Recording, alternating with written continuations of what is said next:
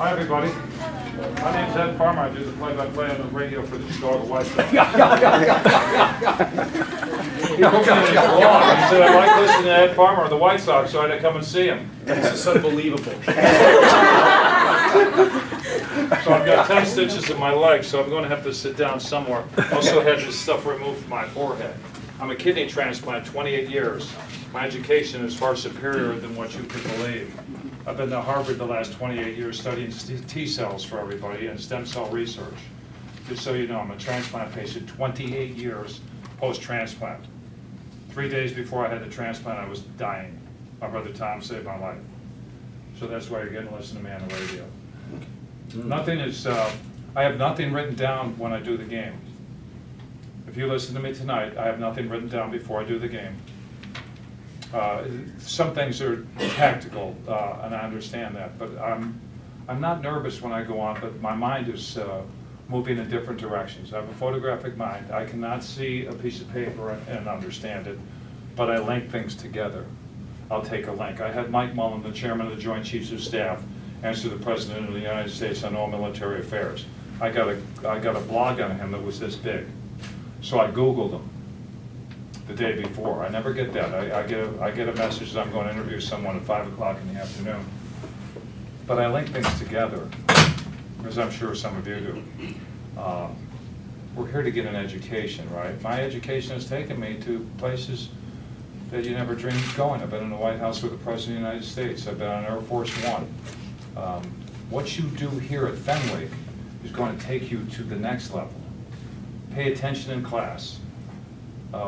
When I went to Harvard to study, I made sure I was in the first row. You know why? I didn't want to miss anything. I figured I was there for a short time. As we will tell you, and you'll realize when you get on to Fenwick, that the years went by like this. So we have to pay attention. And you're going to be better for it. You're going to get jobs, whatever you want to do. For me, I used to write it down on a piece of paper. I wanted to make the All-Star team in 1980 because guys rehabbed me from rotator cuff surgery. So I wrote down on a piece of paper, I need 17 saves and 5 wins at the All-Star break. And I looked at it, Father, in October, November. It was sold out at Dodger Stadium, and I live now in California. So my friends wanted to go. They rehabbed my shoulder so I could come back and pitch. So I figured if I could get 17 saves by the All-Star break, which was a good year, and 5 wins. So I wrote down a piece of paper. And I put it in my wallet. There was no money in my wallet because I had no money. I was just starting to make some decent money. And I looked at it one time a month. October, November, once a month, December, January, February. Went to spring training in March, looked at it once in April. They called me a week before the All-Star game, and they congratulated me. I was the only person to ever come back from rotator cuff surgery. I was leading baseball with 17 saves, and I was 5-1, what was written on that piece of paper. I went to the All-Star game at 17 saves, and I was 6-1. I had the highest winning percentage in the American League. I was leading baseball with saves of 17. So what you do in the classroom translates later on. If you see it, it can happen. I'm a miracle of medicine, I can tell you that. So when we say our prayers and we ask the Almighty to dispense something that we need badly, you're going to get an answer. It might not always be yes, but it's going to be an answer. And you'll find in time that whatever you prayed for comes your way, as long as you're diligent about what you want to do with it. So he put it in his blog, I like listening to Ed Farmer, that's why I'm here. I got told ahead of time, actually, I didn't want to walk in, so I'm disturbing your class. Any questions for me about my baseball team? I'll be more than happy. I guess, you went to St. Rita, I right? did. Now, did your dad go here? Yeah, my father went to Fenwick. Okay, story that I've heard. Your dad came to a Fenwick game where you were pitching, Over at the House of Studies. wearing the Fenwick jacket and Yes. cheering for Fenwick? Yeah. Against you? Yes. And you hit Fenwick? I struck out 18 out of 21 and pitched a no-hitter. Wow. My dad, actually, Bob Atwood was the baseball coach. You have a legendary football coach here by the name of Tony Lawless. Everybody that played for Coach Lawless here at Fenwick could do his voice, could do his mannerisms, because he was a repeat. All right, what are you trying to do? What are you trying to do here at Fenwick? How are you trying to do this? I mean, it was like almost triple teller. My dad would talk to me in those phrases. So, I mean, he has the mound at the House of Studies, your baseball field. He has Bob Atwood tell the home plate umpire, come out and measure it. I don't think it's 60 feet, 6 inches. So they come out and measure it at 60 feet, 7 inches. And the umpire goes, it's an inch off, I don't really care. You're not going to hit this guy today anyway. The only reason why I wanted to throw the no-hitter is because my mother was dying of a renal disease that I inherited. #1 genetically passed disease in the world is called polycystic kidneys. I had that. I'm not cured of it, but my brother Tom gave me a kidney that's non-polycystic, so I'm living a regular life.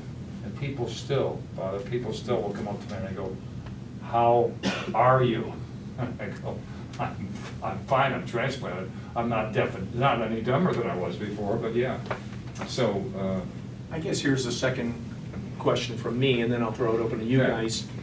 The use of stories during the broadcast. Yes. What do you find the advantage for the listener is when you use stories? Well, right now, we're not playing real good damn baseball. We're not, we're young, we just don't, we call them repetitions. It's like coming to class. I don't have to tell you where his class is, you just come up here now because you're used to the repetition, coming up to this floor to go to his class. We want the guys, our shortstop, if you watch our shortstop, Tim Anderson, very talented. He does not want to go to his right and backhand the ball. So he tries to get in front of it, so every play he makes between short and third base, then throw back to first base, looks like it's the greatest play in the world. Just go like this, get the ball. So we do that over and over again, so he doesn't have to think about it. That's what we call reps. If you study hard enough and you remember what he's told you and then go to the book and see it and crystallize some of your thoughts, it will become second nature. You take the test and you go, hey, I know all the answers. That's when it becomes fun. Not everybody's going to go on and achieve, presidency. It's what you want to do with your life. Because you might say, I want to do this, and he might say, that's not even close. You can do it. I'm positive. When I was 5, I was 5'1", and when I was 7, I was like approaching 6 feet. I was 6 feet 1 at 11. My mom walked 2 of my brothers, which we have 5 of, and 4 girls. She walked me into Comiskey Park in Chicago, right across from where Guaranteed Rate is now. And I walked in, I was 5'1", I was 5 years old. We walk in, and I look at this baseball field, I go, Mom, there's a baseball field inside this building. I'm going to play here someday. I channeled everything to play for the White Sox, and I also wanted to study medicine. It's working out pretty good so far. Do you guys have any questions for Ed Farmer? Yes, sir. So, what's your name? My name is Ed Farmer. I do the play-by-play for the Chicago White Sox. I'm 67 years old, and it went by too fast. And you went to St. Rita? I did. Okay. I was in the honors class there. I know that's hard to believe. It's hard to believe for me also. Yes, sir. How do you feel about the future of the White Sox? Oh, it looks pretty good. Everybody, I came over here from the Baltimore Orioles. I was the assistant general manager and national cross-checker of talent, meaning I would go out and see kids like you that are juniors or seniors play, and I would evaluate that talent all over the country. That was my job, pretty good job. And then I would come back and I'd rate our players against the other players in the American League. And we hadn't started interleague play yet, but we were about to do that, so I'd have to see everybody. One year I was on the road 323 days out of a year. And it was grinding. I came over here. God works in mysterious ways. I came here to Chicago to do the White Sox.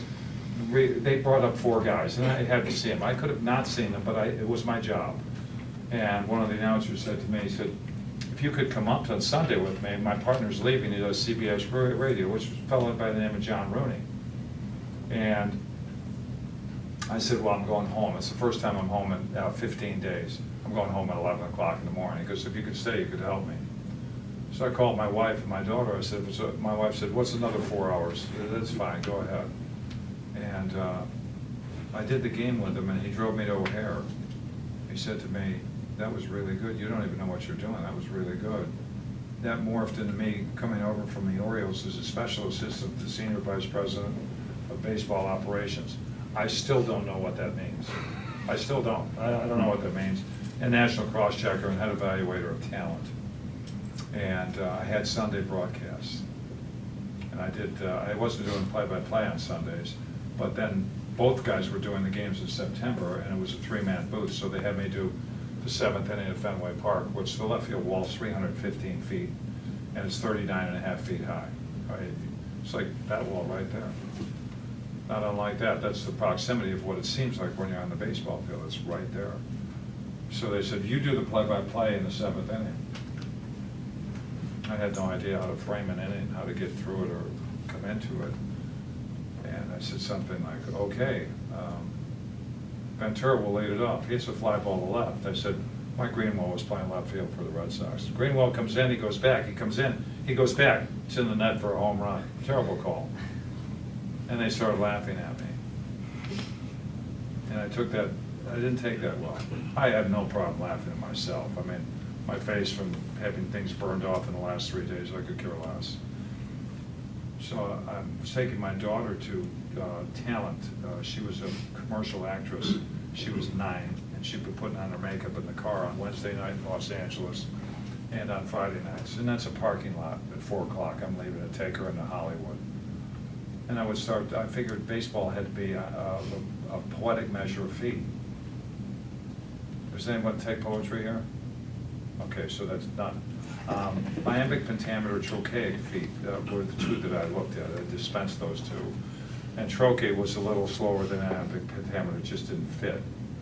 And iambic pentameter was like, watch the bouncing ball. And I started to incorporate that with, here's a swing and a high fly ball. How many ways can I say that? Here's a towering pop-up on the infield. Here's a long one to right center field. And I started doing that. I did the Twins and the White Sox for a month, and my 9-year-old told me, putting on her makeup, this audition. Dad, can we have someone else other than the Twins just once, please? I'm getting tired. I know their lineup. So I started doing other teams, and they fired the one guy. They took me on as the play-by-play guy for 3 innings, and the analyst on the radio. I remember these 2 guys laughed at me in September the year before. Protected the kids in my neighborhood because I was so big from bullies. I still protect women from people that are going to physically abuse them or verbally abuse them. Guys can take care of themselves. The women in our lives or the girls in our lives, make sure you take care of them because we can defend ourselves, and don't let anyone push them around with verbiage. We're not going to fight anybody. So I took that as a personal insult to me.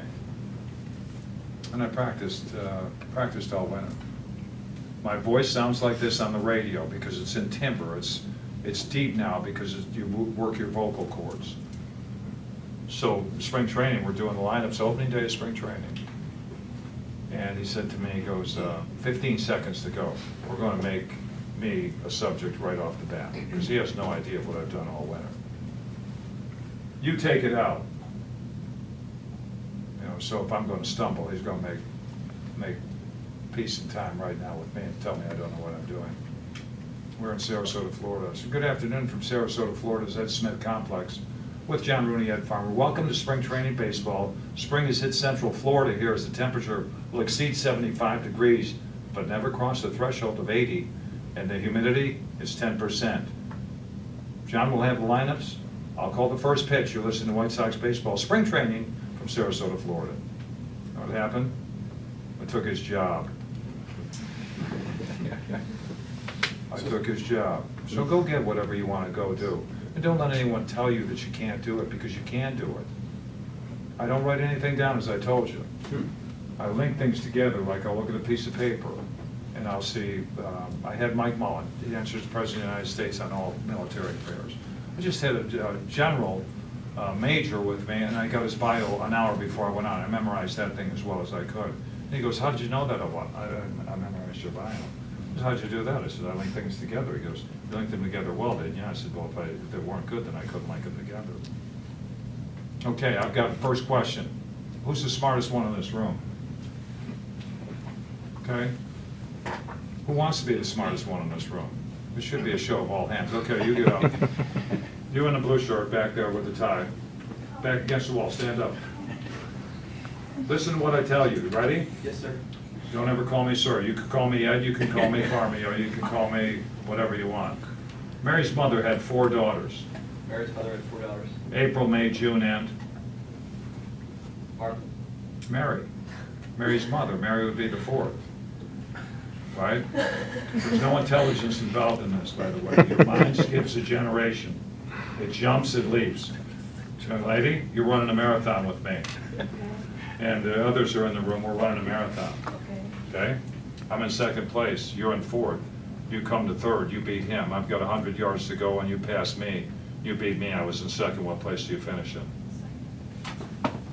She finishes in second because somebody had to be in front of me in first, right? Because I was in second. So when you think of things and you look at it, make sure you know what you're looking at because your mind's going to betray you, especially in this class, right? He's not here 46 years because he's not working right. I don't know about that education deal, Sal? Yeah. Yeah, okay. I might say that about He's Rita. yeah, the same Rita, yeah, absolutely. But it's been a joy to be with you this afternoon. I'm going to the ballpark now so I can welcome you to White Sox baseball tonight. Your name, young lady?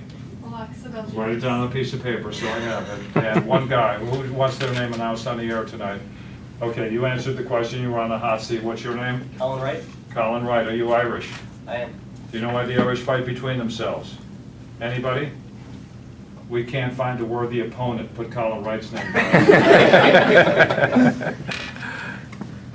Okay, last question. Who wants to answer it? Okay. Tell your mom and dad to turn the radio on tonight to WLS AM 890 and the Sox Radio Network. Okay, your name? Ann. Okay, stand up. Okay. What can a man do standing up, a woman do sitting down, and a dog that lifts one leg? They all do the same thing. Man standing, woman sitting, and a dog that lifts one leg. Anyone? Shake hands. Okay, guys, I've taken up enough time. I've wasted his class, so you could thank me for that, right? We get a photo. Absolutely. I've 10 stitches in my life.